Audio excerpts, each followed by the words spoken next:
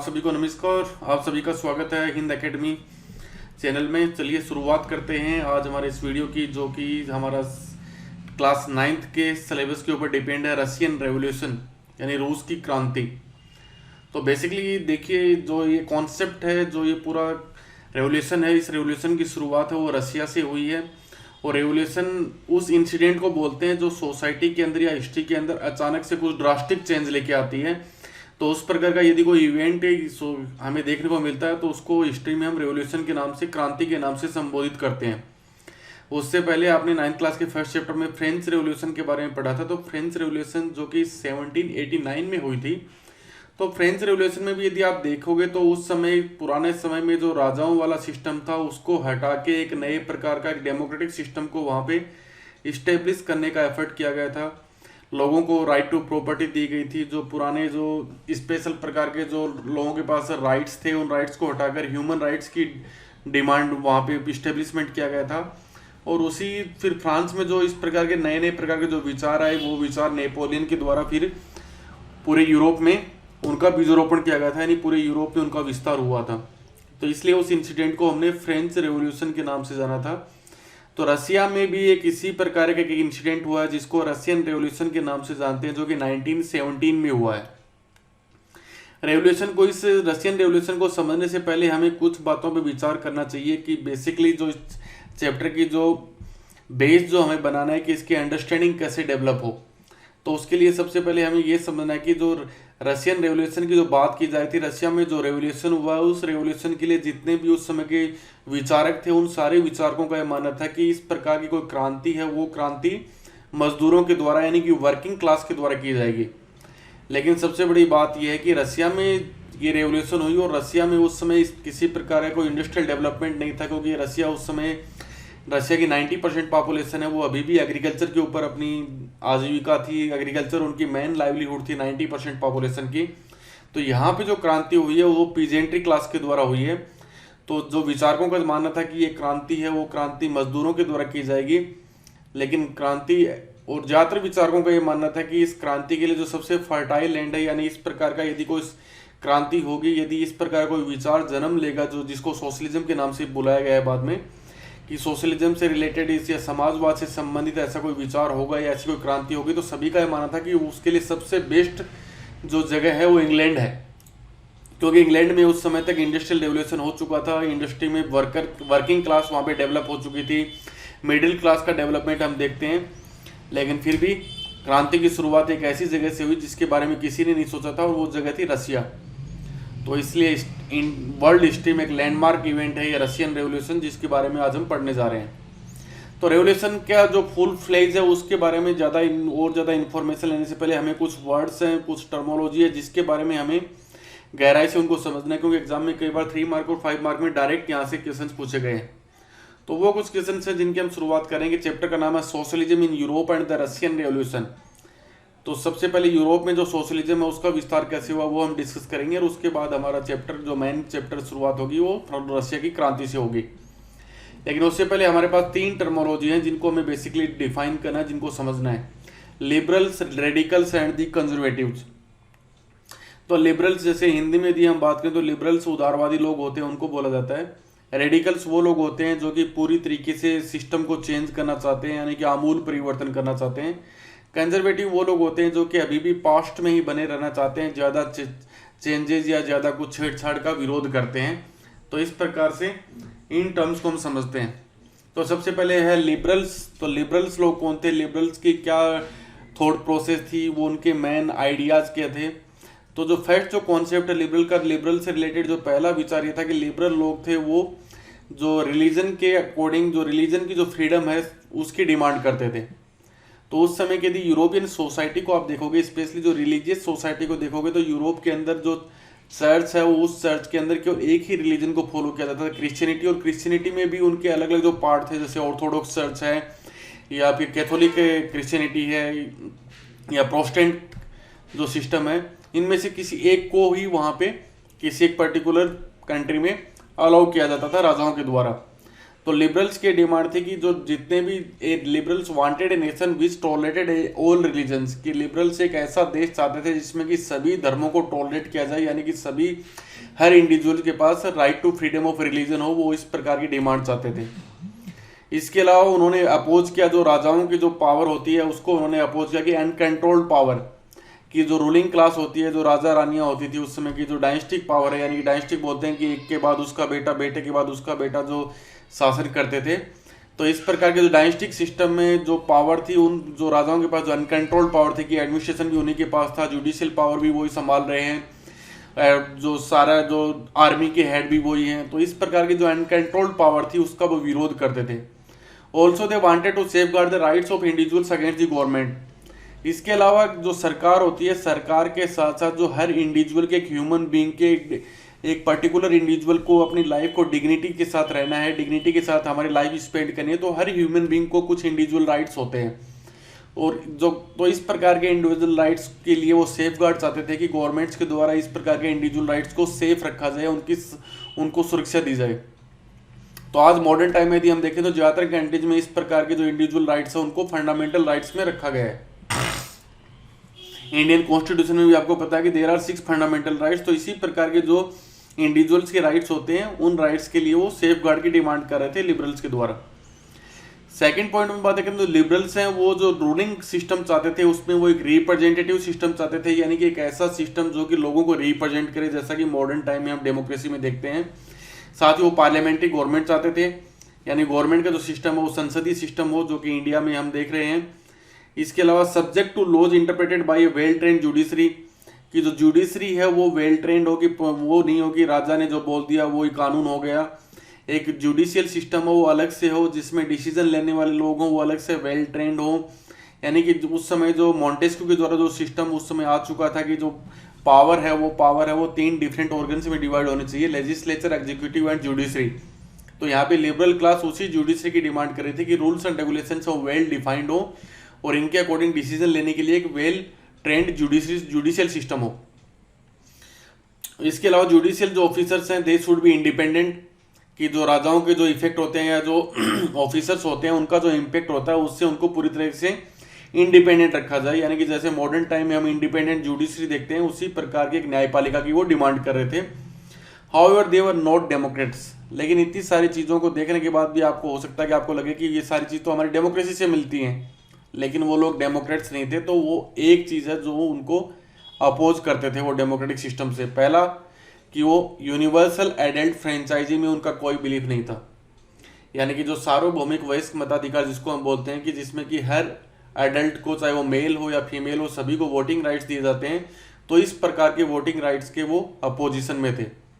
वो फीमेल्स को कोई वोटिंग राइट नहीं देना चाहते थे और मेल्स में भी वो वोटिंग राइट केवल प्रॉपर्टी के बेस पे देना चाहते थे। तो फ्रेंच रेवोल्यूशन में आपको याद होगा कि जिनको एक्टिव सिटीजन बोला गया था, कि जो अपने तीन दिन के पेमेंट के बराबर जो टैक्स पे करते हैं, केवल उन्हीं को वोटिंग राइट दिया गया था, उन्हीं मेल्स को वोटिंग राइट दिया गया था। तो इसी प्रकार की लिबरल्स की भी थिंकिंग प्रोसेस थी कि वो केवल उन्हीं मेल सिटीजन्स को वोटिंग राइट देना चाहते थे जो कुछ पर्टिकुलर प्रॉपर्टी से रिलेटेड जो क्राइटेरिया उसको फुलफिल करते हो। तो यहाँ पे जो वोटिंग सिस्टम हो वो वोटिंग सिस्टम केवल कुछ ही पर्टिकुलर लोगों तक सीमित रह गया था। तो इस मामलों में वो डेमोक्रेटिक सिस्टम में उनका बिलीफ नहीं है। अगली हम बात कर रहे हैं रेडिकल्स की। तो रेडिकल्स की थॉट प्रोसेस की यदि हम बात करें तो रेडिकल्स हैं वो सोसाइटी में जो भी चीज़ें थी उनको पूरी तरीके से चेंज कर देना चाहते थे।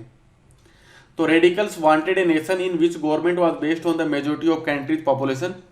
तो रेडिकल्स हैं वो एक ऐसी सरकार चाहते थे जिसका निर्माण जो कंट्री की जो मेजोरिटी है उसके बेस पे हो, जैसा कि मॉडर्न टाइम में डेमोक्रेसी में होता है। तो इस प्रकार से रेडिकल्स हैं वो डेमोक्रेटिक सिस्टम को इस्टेब्लिश करना चाहते थे। वो चाहते थे कि जो फीमेल्स हैं उनको भी राइट टू वोट दिया जाए।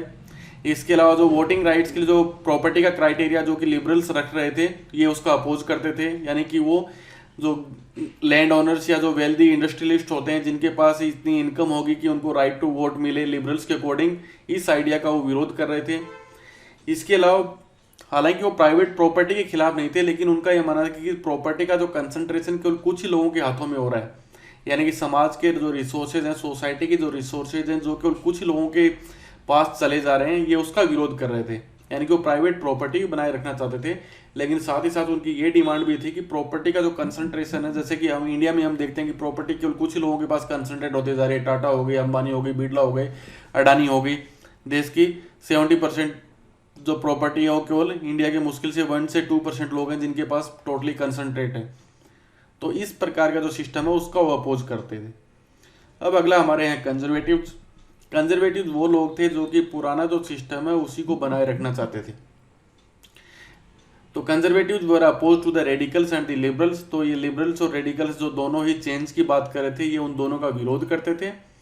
हालांकि फ्रेंच रेवोल्यूशन के बाद हम देखते हैं कि कंजर्वेटिव कुछ मुद्दों को लेकर सहमत हो चुके थे कि भाई चेंज तो करने होंगे, लेकिन कंजर्वेटिव की थॉट प्रोसेस ये थी कि चेंज होंगे, लेकिन चेंज की जो स्पीड है वो स्लो होनी चाहिए। यानी कि वो लिबरल्स की तरह अचानक से ही राजाओं को हटा के डेमोक्रेट वो रिप्रेजेंटेटिव सिस्टम की तरफ नहीं जाना चाहते थे। वो रेडिकल्स की तरह पूरी तरह से डेमोक्रेसी भी नहीं लाना चाहते थे। वो पुराने सिस्टम में बिलीव करते थे और पुराने सिस्टम को जब तक हो सके तब तक उसे बनाए रखना चाहते थे। फ्रेंच रेवोल्यूशन के बाद वो ये समझ चुके थे कि चेंज आर इनविटेबल, यानी कि चेंज है वो होंगे और उनको रोका नहीं जा सकता है। उनका केवल इतना ही एफर्ट था कि जो चेंज की जो प्रोसेस है वो प्रोसेस स्लो हो, साथ ही हमारा जो पास्ट है उस पास्ट को भी बनाए रखें, पास्ट के जो कस्टम्स और रिचुअल्स हैं उनको भी बनाए रखें। यानी कि वो पूरी तरीके से इतने चेंज नहीं चाहते थे, बल्कि वो पास्ट के ज़्यादा चिपके रहना चाहते थे। इसलिए उनको बोला गया कंजर्वेटिव। कि by the 19th century they accepted that some change was inevitable. कि 19th सेंचुरी में जो फ्रेंच रेवोल्यूशन हो चुकी थी उसके बाद उन्होंने ये एक्सेप्ट तो कर लिया था कि कुछ चेंज है वो जरूरी है और वो होके रहेंगे, but past has to be respected. लेकिन उनका ये मानना था कि जो पास्ट है जिसमें राजा रानियां हैं उनको हटाना नहीं है, उनको रेस्पेक्ट देने हैं, ये उनका ये मानना था। Change has to be brought about through a slow process. और जो भी चेंज सोसाइटी में लेके आने हैं या प्रशासन में लेके आने हैं, उन चेंज की जो प्रोसेस है वो एक स्लो प्रोसेस होनी चाहिए। ये नहीं कि रेडिकल्स की तरफ अचानक बोलो कि राजा को हटा दो, राजा को सूली के ऊपर लटका दो और हम डेमोक्रेसी ले आएंगे। तो कंजर्वेटिव इस मामले में अपने पास्ट में यकीन करते थे। अब हम बात करते हैं change the coming of socialism to Europe. Europe के अंदर सोशलिज्म का जो विचार है वो कैसे आया, सोशलिज्म है क्या, ये किस चिड़िया का नाम है, सोशलिज्म में कौन कौन सी बातें होती हैं, अब उसको हम डिस्कस कर रहे हैं। सोशलिज्म का बेसिकली हिंदी में बात करते हैं उसको बोलते हैं समाजवाद। तो सोशलिज्म है वो एक ऐसी सोसाइटी की बात करता है कि एक ऐसा समाज बनाया जाए जिसमें जो रिसोर्सेज हैं सोसाइटी के, जो प्रॉपर्टी है सोसाइटी की, वो केवल कुछ ही लोगों के हाथ में कंसंट्रेट ना रहे, बल्कि जो रिसोर्सेज हैं वो सोसाइटी के पास रहें और सोसाइटी उन रिसोर्सेज को सोसाइटी के वेलफेयर के लिए यूटिलाइज करे। यानी कि जो रिसोर्सेज हैं यदि वो इंडिविजुअल्स के पास रहेंगे, जैसे हम मॉडर्न टाइम में देखते हैं कि जो कुछ लोग हैं जैसे टाटा अंबानी, इनके पास रिसोर्सेज हैं तो वो केवल अपने बेनिफिट के लिए यूज़ कर रहे हैं। यदि वो रिसोर्सेज की सोसाइटी का एक सिस्टम हो जिसके सोसाइटी के पास वो रिसोर्सेज आए कलेक्टिव रूप से, तो वो सोसाइटी के वेलफेयर के लिए यूज़ किए जाएंगे। गरीब लोग हैं उनके लिए यूज़ होगा, जिनके पास इनकम नहीं है उनको इनकम जनरेशन के लिए उनको यूज़ किया जा सकेगा, जिनके पास एम्प्लॉयमेंट नहीं है तो उनको एम्प्लॉयमेंट देने के लिए जनरेट किया जाएगा। अच्छी स्कूलें बनेंगी, अच्छे हॉस्पिटल्स बनाए जा सकेंगे, सभी को मतलब या हेल्थ फैसिलिटीज़ प्रोवाइड करना पॉसिबल हो पाएगा। तो इस प्रकार के सिस्टम में उनका बिलीफ था। सोशलिज्म का ये एक विचार है। तो ये विचार देखिए बड़ा लॉलीपॉप सा विचार लगता है, सबको अच्छा लगता है कि सोशलिज्म में सबको एक ऐसा संसार दिखा दिया लोगों ने कि ऐसा संसार बन जाएगा जिसमें कोई गरीब नहीं होगा, किसी को कोई मुसीबतें नहीं होंगी और सब लोग सुखी रहेंगे। तो इसलिए यूरोप के अंदर जैसे ही ये विचार आया, जैसे ही सोशलिज्म का कॉन्सेप्ट आया, सब लोगों ने इसे हाथों हाथ लिया, सब लोग इससे एकदम से इस आइडिया को एक्सेप्ट करने के लिए तैयार हो गए। और इसीलिए इस आइडिया को हम देखते हैं कि the socialism was a well known body of ideas that attracted a wide spread attention. कि बहुत ज़्यादा लोगों को इसने अपनी तरफ अट्रैक्ट किया, बहुत ज़्यादा लोगों को अपनी तरफ आकर्षित किया, क्योंकि विचार था ही ऐसा। अब देखिए सोशलिस्ट का जो पहला विचार था कि they were against the private property. Socialist थे वो किसी भी प्रकार की जो प्राइवेट प्रॉपर्टी है, यानी कि एक प्रॉपर्टी जो एक इंडिविजुअल के हाथों में रहे, इस प्रकार की प्रॉपर्टी का विरोध करते थे। जैसे मॉडर्न टाइम में हम देखते हैं केवल कुछ लोगों के पास प्रॉपर्टी है, तो इस प्रकार की प्रॉपर्टी राइट्स का विरोध करते थे कि प्रॉपर्टी है वो प्राइवेट प्रॉपर्टी नहीं होनी चाहिए। और इस प्राइवेट प्रॉपर्टी को वो सोसाइटी में जितनी भी इल्स हैं, सामाजिक रूप से जो भी बुराइयां हैं, उन सब का रूट कॉज मानते थे। अब सोसाइटी में क्या बुराइयां हो सकती हैं कि सोसाइटी में देखिए नॉर्मली गरीबी है, भूखमरी है, लोगों के बीच बेरोजगारी है, लोगों को सही प्रॉपर एजुकेशन अवेलेबल नहीं है, लोगों को सही प्रॉपर हेल्थ फैसिलिटीज अवेलेबल नहीं है। तो इस प्रकार की जितनी भी ये सोशल रूप से जो भी इविल्स हैं, इन सब के लिए वो एक ही चीज़ को रिस्पॉन्सिबल मानते थे, प्राइवेट प्रॉपर्टी को। क्योंकि उनका ये मानना था कि जो प्राइवेट प्रॉपर्टी यानी एक प्राइवेट इंडिविजुअल के पास जो प्रॉपर्टी है, वो प्रॉपर्टी केवल वो अपने वेलफेयर के लिए यूज़ करेगा, उसका कोई भी शेयर है वो सोसाइटी के पास नहीं जा रहा है। यदि इस प्रकार की प्रॉपर्टी सोसाइटी के लिए जनरेट की जाए तो उस प्रॉपर्टी को सोसाइटी के वेलफेयर के लिए यूटिलाइज किया जा सकता है। Okay, individual own the property that give employment, कि उनका ये मानना था कि इंडिविजुअल्स के पास जो प्राइवेट के पास प्रॉपर्टी है, जैसे मान लीजिए हम एग्जांपल लेते हैं रिलायंस वालों के पास प्रॉपर्टी है, तो उससे एम्प्लॉयमेंट जनरेशन तो हो रहा है, लेकिन उस एम्प्लॉयमेंट जनरेशन से जो बेनिफिट है वो किसको हो रहा है? वो बेनिफिट केवल टाटा अंबानी को हो रहा है। उस प्रॉपर्टी को जो प्रोडक्टिव बना रहा है, मान लीजिए एक अमीर आदमी, उस अमीर आदमी ने एक फैक्ट्री को सेटअप कर दिया, उस फैक्ट्री के अंदर प्रोडक्शन का काम कौन कर रहा है? प्रोडक्शन का काम मजदूर कर रहा है, वहाँ पे वर्कर कर रहा है। तो वर्कर है वो सारे सिस्टम को प्रोडक्टिव बना रहा है। वो वर्कर है जो आईफोन बना रहा है, वो वर्कर है जो इस लैपटॉप को बना रहा है, वो वर्कर है जो गाड़ी बना रहा है। लेकिन जो प्रॉफिट है वो उस प्रॉफिट में जो वर्कर का शेयर है वो बहुत कम है। सारा प्रॉफिट कौन ले रहा है? सारा प्रॉफिट वो व्यक्ति ले रहा है जिसने उसमें इन्वेस्टमेंट किया है, और इन्वेस्टमेंट के लिए उसके पास पैसा कहां से आया? क्योंकि उसके पास प्राइवेट प्रॉपर्टी है। तो इस प्रकार से प्राइवेट प्रॉपर्टी वाला अपने इन्वेस्टमेंट के बाद आज 2 रुपए कमा रहा है, कल वो 2 से 4 होंगे, उसके 4 से 8 होंगे, 8 से 16 होंगे। यानी उसकी प्रॉपर्टी तो हमेशा ग्रोथ करती रहेगी, लेकिन उसकी फैक्ट्री में काम करने वाला जो वर्किंग क्लास है, जो कि उसके लिए प्रोडक्टिव काम कर रहा है, उसको उसका कोई भी बेनिफिट नहीं मिल पाएगा। ये सोशलिज्म का विचार है। So if the society as a whole rather than single individual control the property, तो इसलिए उनका मानना है कि जो इंडिविजुअल्स जो इस प्रकार से प्रॉपर्टी को कंट्रोल करके बैठे हैं, यदि उनके कंपैरिजन में यदि इस प्रॉपर्टी के ऊपर या रिसोर्सेज के ऊपर सोसाइटी का कंट्रोल हो, पूरे समाज का कंट्रोल हो, तो उसका बेनिफिट सोसाइटी के हर इंडिविजुअल को दिया जा सकता है, उसका बेनिफिट सोसाइटी के हर पर्सन के पास पहुंच सकता है। Okay, socialist wanted this change and campaign for it, तो इसलिए समाजवादी थे वो इसके लिए विचार कर रहे थे और इसके लिए उन्होंने कंपेनिंग करना शुरू किया कि सोसाइटी में अब इस प्रकार के चेंजेस लाए जाने चाहिए। क्योंकि यूरोप में यदि आप देखोगे उस समय इंडस्ट्रियल रेवोल्यूशन हो चुका था, औद्योगिक क्रांति के बाद नए प्रकार के जो इंडस्ट्रिस्ट आए थे, उसके कारण जो प्रॉपर्टी थी या जो संपत्ति थी, जो रिसोर्सेज थे, वो केवल कुछ लोगों के पास कंसंट्रेट होता जा रहा था, और वर्किंग क्लास था वो और ज्यादा गरीब होता जा रहा था। अब इसी को लेकर कुछ लोगों ने कुछ और आइडियाज भी दिए हैं। कुछ लोगों का यह मानना था कि इस प्रकार का जो डिफरेंट विजन है कि फ्यूचर के लिए सोशलिज्म तो अच्छा है, लेकिन सोशलिज्म में एक और एफर्ट हम कर सकते हैं, उसको उन्होंने नाम दिया कोऑपरेटिव्स। कोऑपरेटिव्स को समझना हो तो देखिए, इंडिया में बहुत अच्छा एग्जांपल है कोऑपरेटिव का अमूल, जो अमूल दूध हमारे घरों में आता है। अमूल में क्या है कि अमूल की जब कंपनी जो स्टेब्लिश हुई थी, तो अमूल की जो फैक्ट्री स्टेब्लिश हुई थी, तो उसमें कोई एक इंडिविजुअल उसका मालिक नहीं है। वहाँ पे गुजरात में जहाँ पे इसको स्टेब्लिश किया गया था, तो वहाँ पर आसपास के जो फार्मर्स थे, जो पीजेंटी क्लास थे, उन्होंने अपना एक ग्रुप बनाकर इस सिस्टम को सेटअप किया है। और आज भी इस कंपनी से जो भी बेनिफिट होता है वो उन सारे फार्मर्स के बीच में डिस्ट्रीब्यूट किया जाता है। तो इस प्रकार से यहाँ पे जो बेनिफिट हो रहा है वो बेनिफिट केवल एक इंडिविजुअल के पास नहीं, बल्कि उसके अंदर काम करने वाले सभी लोगों के बीच इक्वली डिस्ट्रीब्यूट हो जाता है। ठीक है, तो यानी कि यहाँ पे जो प्रोडक्टिव जो काम हुआ, जो प्रोडक्शन हुआ, उस प्रोडक्शन का बेनिफिट हर व्यक्ति को मिला। तो इसीलिए कुछ लोगों का विश्वास था कि आइडिया ऑफ कोऑपरेटिव्स के द्वारा भी हम सोशलिज्म को डेवलप कर सकते हैं। तो उसके लिए जो पहला एफर्ट हम किया है वो रॉबर्ट ओवन के द्वारा किया है, जो कि इंग्लैंड में एक कंपनी के मालिक थे। लेकिन इंग्लैंड में उस समय राजा रानियों का राज था, तो वहाँ पे इस प्रकार के सेटअप करने के लिए उनको परमिशन नहीं मिली। तो उस समय तक यूएस से वो फ्री हो चुका था, तो उन्होंने यूनाइटेड स्टेट्स ऑफ अमेरिका में जाकर अपना इस प्रकार के कोऑपरेटिव कम्युनिटी शुरू की, जिसको न्यू हार्मनी का नाम दिया गया है। और ये यूएसए का एक स्टेट है, इंडियाना एक जगह है, वहाँ पे उन्होंने इसको इस्टेब्लिश किया था। अगले जो पर्टिकुलर पर्सन है वो है जिन्होंने इसी प्रकार का, वो लुइस ब्लैंक है। लुइस ब्लैंक जैसे लोगों का ये मानना था कि कोऑपरेटिव जो सिस्टम है वो जिस प्रकार से रॉबर्ट ओवन ने इस्टेब्लिश किया अपने खुद के एफर्ट्स के द्वारा, तो वो कहीं कहीं किसी पर्टिकुलर जगह के लिए सक्सेसफुल हो सकता है, लेकिन एज ए होल सोसाइटी की बात करें तो इस प्रकार की कोऑपरेटिव को यदि इस्टेब्लिश करना है तो वो गवर्नमेंट के द्वारा किया जाना चाहिए। यानी कि गवर्नमेंट को एफर्ट्स लगाने चाहिए कि वो इस प्रकार की कोऑपरेटिव्स को समाज के अंदर डेवलप करे, और जिससे कि लोगों को बेनिफिट मिल सके। So other socialist felt that the cooperatives could not be built on a wide scale only through the individual initiative, they demanded that government encourage the cooperatives. तो इसलिए कुछ लोगों को मानते हैं कि केवल इंडिविजुअल एफर्ट के द्वारा इस प्रकार की कोऑपरेटिव्स को स्टेब्लिश नहीं किया जा सकता, गवर्नमेंट को अपनी तरफ से भी इस प्रकार के एफर्ट्स लेने चाहिए, जिससे कि इस कोऑपरेटिव सिस्टम को और ज़्यादा डेवलप किया जा सके। तो उसी के लिए फ्रांस में जो लुइस ब्लैंक थे, उन्होंने इस प्रकार के गवर्नमेंट को लगातार एनकरेज किया कि वो कैपिटलिस्ट यानी कि जो इंडस्ट्रियल सिस्टम था जिसमें कैपिटल कुछ ही लोगों के हाथ में कंसंट्रेट रहती है, उसके रिप्लेसमेंट करते हुए वहाँ पर कोऑपरेटिव सिस्टम को डेवलप करें।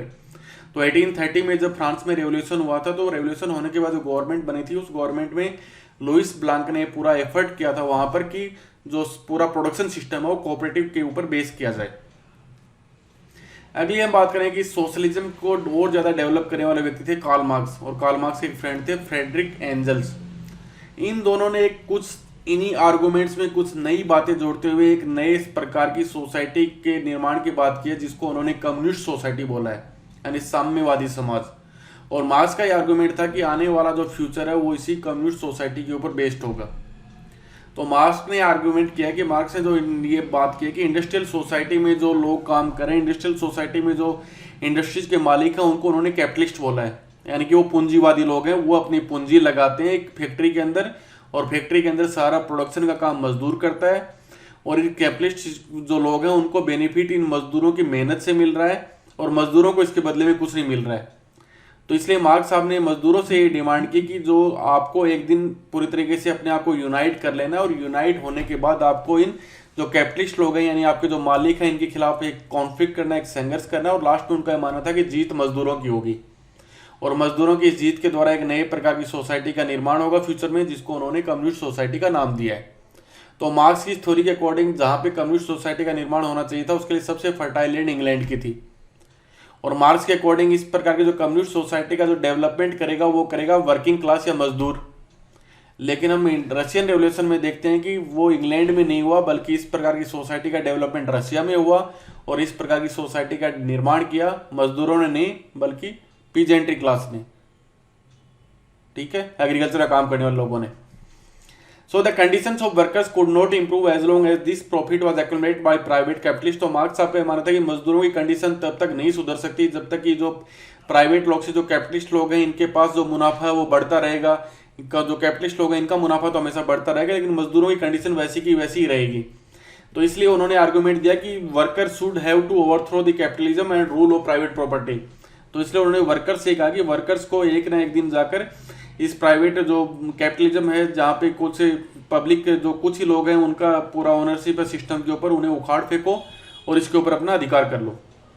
ये पिक्चर अभी कार्ल मार्क्स साहब की है, दास कैपिटल नाम से इनकी बुक है, जिसमें इस सारे आइडिया को उन्होंने लिखा है। Marx believed that to free themselves from the capitalist exploitation workers had to construct a radically socialist society where all property was socially controlled. तो मार्क्स साहब का यह मानना था कि पूंजीवादी लोगों का, जो कैपिटलिस्ट लोगों का जो एक्सप्लॉयटेशन है मजदूरों के ऊपर, जो उन मजदूरों का जो शोषण किया जा रहा है, इससे यदि उन्हें मुक्ति पानी है, इसे यदि समाप्त करना है, तो उन्हें एक ऐसे समाज का निर्माण करना होगा जिसमें प्रॉपर्टी और प्रॉपर्टी के ऊपर सोसाइटी का अधिकार होगा, पूरे समाज का अधिकार होगा, उसके ऊपर किसी एक इंडिविजुअल या प्राइवेट प्रॉपर्टी नहीं रहेगी वो। This would be A communist society. और इस प्रकार से जो समाज बनेगा जिसमें कि रिसोर्सेज के ऊपर समाज का अधिकार होगा, उस समाज को उन्होंने कम्युनिस्ट सोसाइटी बोला है, साम्यवादी समाज बोला है। याद रखिएगा, तो जो वर्ड इन्होंने जो कॉइन किया है कार्ल मार्क्स के द्वारा, वो आपकी communist society. He was convinced that workers would trumpet in the conflict. और उनको एक पूरा भरोसा था कि कैपिटलिस्ट के साथ, जो पूंजीवादियों के साथ जो भी लड़ाई होगी या जो भी उनके साथ जो कॉन्फ्लिक्ट होगा, उस कॉन्फ्लिक्ट में फाइनली जीत है वो मजदूरों की होगी, फाइनल में जीत वर्किंग क्लास की होगी। और एक communist society was the natural society of the future. और फ्यूचर के अंदर एक कम्युनिस्ट सोसाइटी वो सोसाइटी होगी जो कि हम प्राकृतिक रूप से जिसको हम सोसाइटी बोल सकते हैं, जो कि जिस बोलते हैं नेचुरल वे में उस सोसाइटी का निर्माण किया जाएगा, क्योंकि वो ही आने वाले फ्यूचर की डिमांड होगी। और 1870 में जो सोशलिस्ट आइडिया था वो लगभग पूरे यूरोप में फैल चुका था। तो इन्हीं विचारों को और ज़्यादा फैलाने के लिए, उनके बीच में आपस में कोऑर्डिनेशन करने के लिए यूरोप में एक इंटरनेशनल बॉडी बनाई गई, जिसको सेकेंड इंटरनेशनल का नाम दिया गया है। तो एमसीक्यू के लिए याद रखिएगा कि सोसाइटी कम्युनिस्ट विचारों को फैलाने के लिए, सोशलिज्म के विचारों को फैलाने के लिए यूरोप में जिस बॉडी को बनाया गया, उस बॉडी का नाम सेकेंड इंटरनेशनल है। ना फर्स्ट इंटरनेशनल ना थर्ड इंटरनेशनल, उसका नाम है सेकेंड इंटरनेशनल। तो ओके फ्रेंड्स, होपफुली आपको चैप्टर पूरा जो बैकग्राउंड है वो समझ में आ रही होगी। अब इसके बाद इसका जो सेकंड पार्ट है वो हम जल्दी लेके आते हैं। तब तक थैंक यू, बाय बाय।